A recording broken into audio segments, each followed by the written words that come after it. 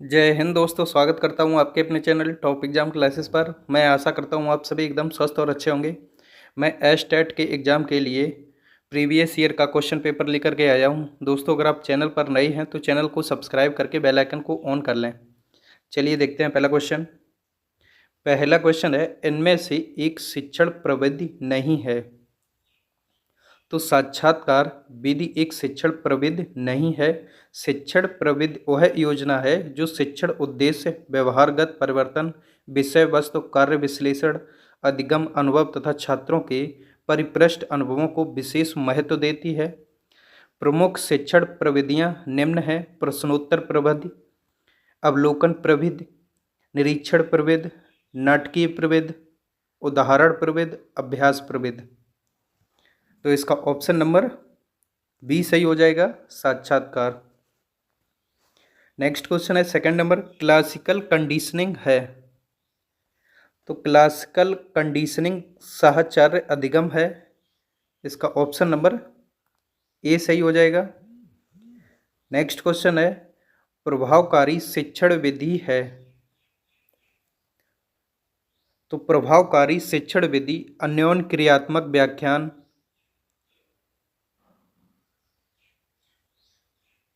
तो इसका option number C सही हो जाएगा।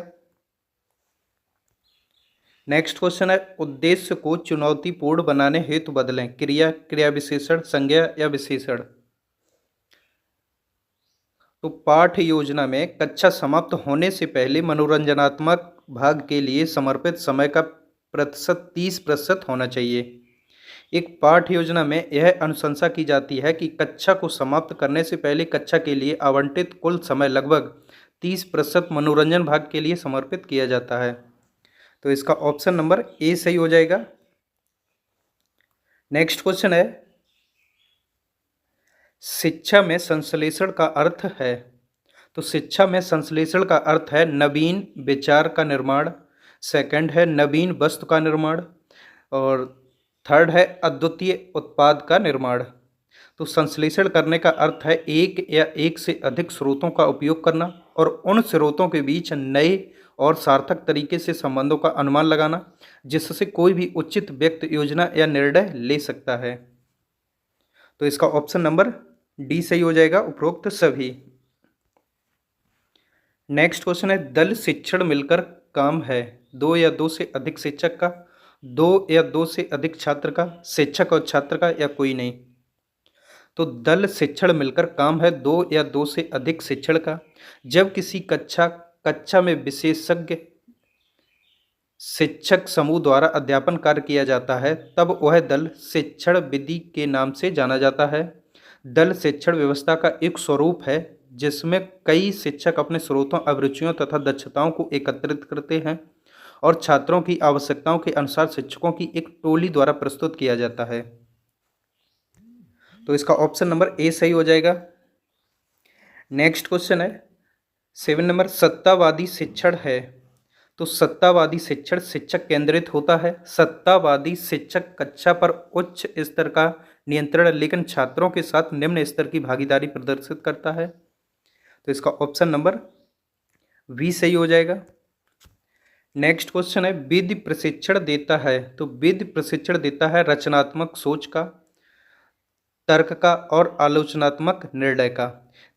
तो इसका ऑप्शन नंबर डी सही हो जाएगा, उपरोक्त सभी।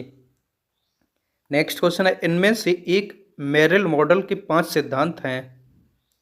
तो मेरिल मॉडल के 5 सिद्धांत में एक है सक्रियण। ऑप्शन नंबर ए सही हो जाएगा इसका। नेक्स्ट क्वेश्चन, ADDI मॉडल में ए इनमें से किसके लिए है।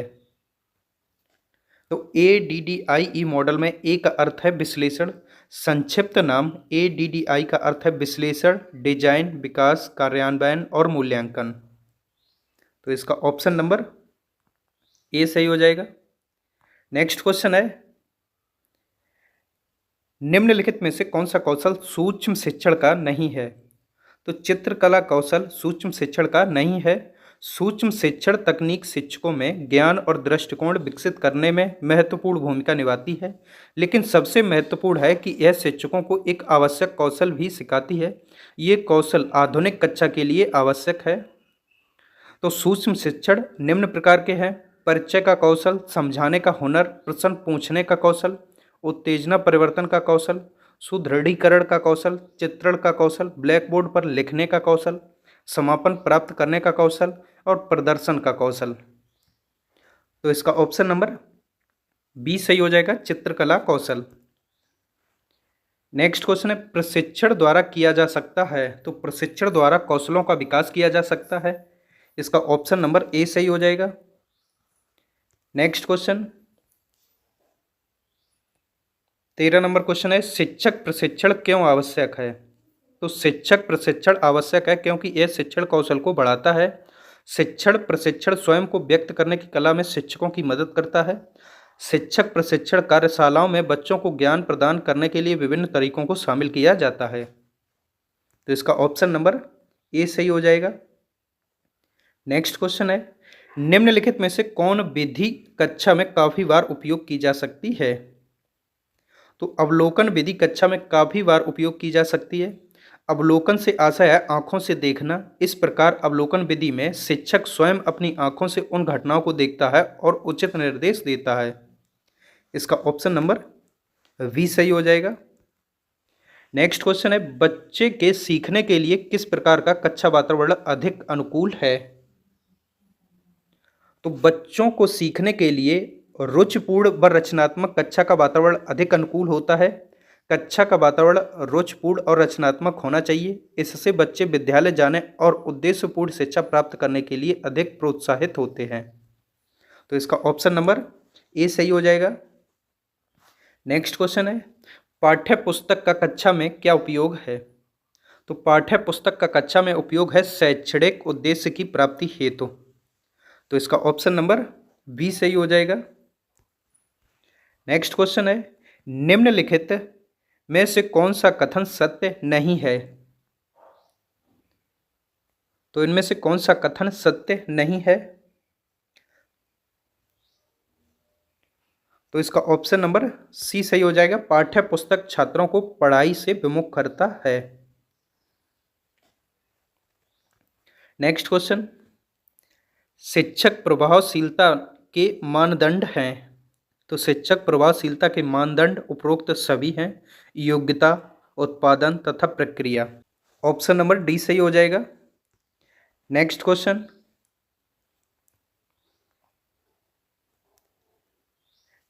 है शिक्षक के समायोजन का प्राथमिक उत्तरदायित्व होता है।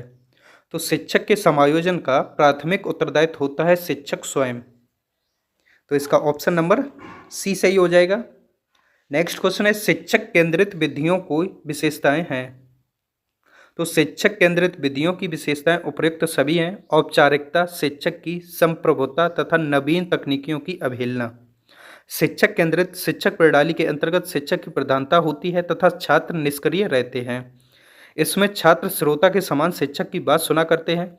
अधिगम का यह तरीका उच्च वर्गों के छात्रों के लिए उचित होता है, किंतु प्राथमिक वर्ग तक के बच्चों के लिए यह उपयोग नहीं है। तो इसका ऑप्शन नंबर डी सही हो जाएगा। नेक्स्ट क्वेश्चन है, एक अच्छे मूल्यांकन में नहीं होता है। तो एक अच्छे मूल्यांकन में व्यक्तिनिष्ठता नहीं होती है। इसका ऑप्शन नंबर सी सही हो जाएगा। नेक्स्ट क्वेश्चन है 22 नंबर, बिहार विद्यालय परीक्षा समिति द्वारा संचालित मैट्रिक की परीक्षा का प्रकार रिक्त स्थान है। तो बिहार विद्यालय परीक्षा समिति द्वारा संचालित मैट्रिक की परीक्षा का प्रकार उपरोक्त सभी अर्थात बाहरी परीक्षा, मापदंड, संदर्भित परीक्षा तथा संकलनात्मक मूल्यांकन है। इसका ऑप्शन नंबर डी सही हो जाएगा। नेक्स्ट क्वेश्चन है, ग्रेनेड प्रणाली किस प्रकार का मूल्यांकन है। तो ग्रेनेड प्रणाली उपरोक्त दोनों अर्थात निरपेक्ष मूल्यांकन तथा सापेक्ष मूल्यांकन है। ग्रेडिंग प्रणाली को छात्र का मूल्यांकन सीधी तरह से ग्रेड के रूप में किया जाता है और परीक्षा में मिले अंक के आधार पर ग्रेड दिए जाते हैं। तो इसका ऑप्शन नंबर सी सही हो जाएगा। नेक्स्ट क्वेश्चन है, 24 नंबर विषय वस्तु की रूपरेखा है। तो विषय वस्तु की रूपरेखा पाठ्यक्रम होता है, तो इसका ऑप्शन नंबर बी सही हो जाएगा। नेक्स्ट क्वेश्चन 25 नंबर कक्षा के वातावरण में मूल्यों मानकों और विश्वास का प्रसारण है। तो कक्षा के वातावरण में मूल्यों मानकों और विश्वास का प्रसारण छिपा हुआ पाठ्यक्रम है। पाठ्यक्रम के निर्माण से पहले उसकी रूपरेखा तैयार की जाती है। इसका निर्माण छात्रों के ज्ञानात्मक, भावात्मक एवं क्रियात्मक पक्ष के विकास के आधार पर किया जाता है। ऑप्शन नंबर बी सही हो जाएगा इसका। नेक्स्ट क्वेश्चन है 26 नंबर अधिगम को प्रभावित करने वाले मनोवैज्ञानिक कारक हैं। तो अधिगम को प्रभावित करने वाले मनोवैज्ञानिक कारक हैं छात्रों की रुचि, तो इसका ऑप्शन नंबर डी सही हो जाएगा। नेक्स्ट क्वेश्चन शिक्षण अधिगम प्रक्रिया है। तो शिक्षण प्रक्रिया है सरल से जटिल, और सेकंड है मूर्त से अमूर्त, और थर्ड है ज्ञात से अज्ञात। तो इसका ऑप्शन नंबर डी सही हो जाएगा उपरोक्त सभी।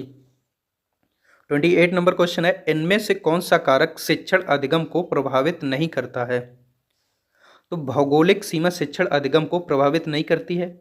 शिक्षण अधिगम को प्रभावित करने वाले कई कारक हैं, जैसे परिपक्वता, आयु, प्रेरणा, बुद्धिमत्ता, मानसिक स्वास्थ्य, शारीरिक आवश्यकताएं, आहार, ध्यान और रोचित। इसका ऑप्शन नंबर डी सही हो जाएगा। नेक्स्ट क्वेश्चन है स्मारक है। तो स्मारक सहायक शिक्षण सामग्री है, इसका ऑप्शन नंबर सी सही हो जाएगा। नेक्स्ट क्वेश्चन है हैंड्स ऑन अधिगम का लाभ है।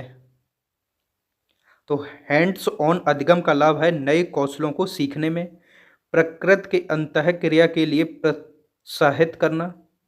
हैंड्स ऑन अधिगम का अर्थ है कार्य करके सीखना। इस प्रकार की शिक्षा गतिज शिक्षार्थियों के लिए सबसे उपयुक्त है जो उदाहरण से सीखते हैं। तो इसका ऑप्शन नंबर सी सही हो जाएगा उपरोक्त दोनों। 31 नंबर क्वेश्चन है 1875 में कलकत्ता में स्थापित भारतीय लीग से कौन जुड़े थे। तो 1875 में कलकत्ता में स्थापित भारतीय लीग के शिशिर कुमार घोष और शंभूचरण मुखर्जी जुड़े थे। तो इसका ऑप्शन नंबर सी सही हो जाएगा। नेक्स्ट क्वेश्चन है मूंगा रेशम का उत्पादन करने वाला भारत का एकमात्र राज्य कौन सा है। तो मूंगा रेशम का उत्पादन करने वाला भारत का एकमात्र राज्य असम है। मूंगा रेशम कपड़े का प्राकृतिक रूप से चमकदार सोने की जैसी चमक वाली होने के कारण बहुत महंगा होता है। इसका ऑप्शन नंबर ए सही हो जाएगा। नेक्स्ट क्वेश्चन है निम्नलिखित में से कौन सा मुद्रा अवमूल्यन का प्रभाव है। तो निर्यात में वृद्धि मुद्रा अवमूल्यन का प्रभाव है। किसी देश की मुद्रा के मूल्य को किसी अन्य मुद्रा का मानक के सापेक्ष जानबूझकर नीचे की ओर समायोजित करना ही अवमूल्यन कहलाता है।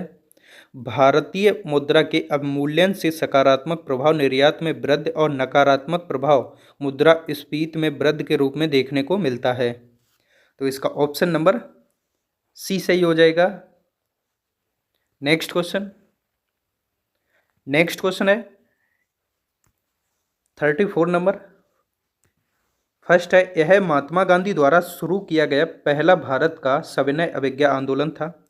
सेकंड है यह बिहार के चंपारण जिले के काश्तकारों के साथ हुए अन्याय के खिलाफ एक विरोध था। उपरोक्त में से कौन सा कथन चंपारण सत्याग्रह के बारे में सही है। तो चंपारण सत्याग्रह के बारे में फर्स्ट और सेकंड दोनों कथन सही हैं। यह बिहार के चंपारण जिले में काश्तकारों के साथ हुए अन्याय के खिलाफ एक विरोध था। चंपारण विद्रोह के कारण 3 कठिया प्रथा को समाप्त करना पड़ा। 3 कठिया खेती अंग्रेज मालिकों द्वारा बिहार के चंपारण जिले के रैयतों पर नील की खेती के लिए जबरन 20 कट्टा में से 3 कट्टा पर खेती करना अनिवार्य था। तो इसका ऑप्शन नंबर 3 सही हो जाएगा। नेक्स्ट क्वेश्चन है किस केंद्रीय मंत्रालय ने भारतीय मातृभाषा सर्वेक्षण आयोजित किया। तो गृह मंत्रालय ने भारतीय मातृभाषा सर्वेक्षण आयोजित किया। गृह मंत्रालय द्वारा 2022 में देश भर में 576 भाषाओं और बोलियों का मातृभाषा सर्वेक्षण सफलतापूर्वक किया गया। तो इसका ऑप्शन नंबर बी सही हो जाएगा। नेक्स्ट क्वेश्चन है, निम्नलिखित में से किस गैस को ग्रीन हाउस गैस कहा जाता है? तो मीथेन तथा कार्बन डाइऑक्साइड गैस को ग्रीन हाउस गैस कहा जाता है। इसका ऑप्शन नंबर डी सही हो जाएगा। ए और सी दोनों सही हैं। नेक्स्ट क्वेश्चन है, एकीकृत अपशिष्ट प्रबंधन में कितने मुख्य घटक होते हैं?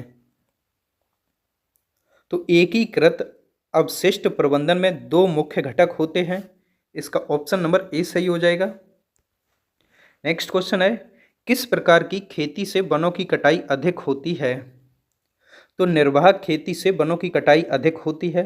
भौगोलिक दशाओं, उत्पादन की मांग, श्रम तथा प्रौद्योगिकी के स्तर के आधार पर कृषि को 2 मुख्य प्रकार में बांटा गया है, निर्वाह कृषि और गहन निर्वाह कृषि। तो निर्वाह कृषि इस प्रकार की कृषि किसान अपने परिवार की आवश्यकताओं को पूरा करने के लिए की जाती है, और गहन निर्वाह कृषि इस प्रकार की कृषि में किसान एक छोटे भूखंड पर एक साधारण औजारों और अधिक श्रम से खेती करते हैं। तो इसका ऑप्शन नंबर ए सही हो जाएगा। नेक्स्ट क्वेश्चन है, एल नीनो घटना होती है। तो एल नीनो की घटना प्रशांत महासागर में होती है। एल नीनो एक गर्म जलधारा है जो पेरू के तट पर उत्तर से दक्षिण की ओर चलती है। इसका ऑप्शन नंबर बी सही हो जाएगा। नेक्स्ट क्वेश्चन है, गंगा की डॉल्फिन निम्नलिखित में से किस श्रेणी के जीवों से संबंधित है? तो गंगा की डॉल्फिन संकटग्रस्त प्रजाति की श्रेणी में रखा गया है। गंगा की डॉल्फिन सुमेध प्रजातियों श्रेणी के जीवों से संबंधित है। गंगीय डॉल्फिन का वैज्ञानिक नाम प्लेटनिस्टा गैंगेटिका है। तो इसका ऑप्शन नंबर बी सही हो जाएगा, संकटग्रस्त प्रजातियों की श्रेणी में रखा गया है। दोस्तों, अगर आपको यह वीडियो अच्छी लगी हो तो कृपया करके वीडियो को लाइक करें, शेयर करें और चैनल को सब्सक्राइब करें। वीडियो देखने के लिए आपका बहुत बहुत धन्यवाद।